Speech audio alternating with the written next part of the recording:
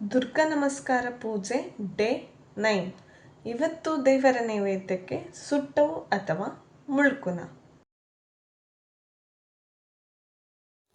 ಮೊದಲಿಗೆ ತೆಂಗಿನ ತುರಿ, ಸಿಹಿಗೆ ತಕ್ಕಷ್ಟು ಬೆಲ್ಲ, ಎಳ್ಳು, ರುಚಿಗೆ ತಕ್ಕಷ್ಟು ಉಪ್ಪು ಇವಿಷ್ಟನ್ನು ಹಾಕಿಕೊಂಡು ಚೆನ್ನಾಗಿ ಕಲಸಿಕೊಳ್ಳುವುದು.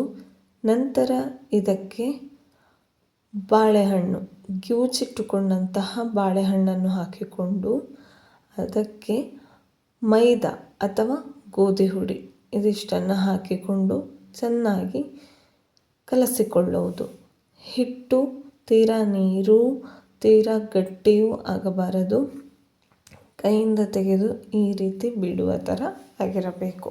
ಮತ್ತು ಎಣ್ಣೆ ಬಿಸಿಯಾದ ನಂತರ ಕೈಯಲ್ಲಿ ಈ ರೀತಿ ಒಂದೊಂದೇ ಸುಟ್ಟವು ಅಥವಾ ಮುಳ್ಕುನ ಎಂದು ಕರೆಯುತ್ತಾರೆ, ಇದನ್ನು ಎಣ್ಣೆಗೆ ಬಿಡಬೇಕು.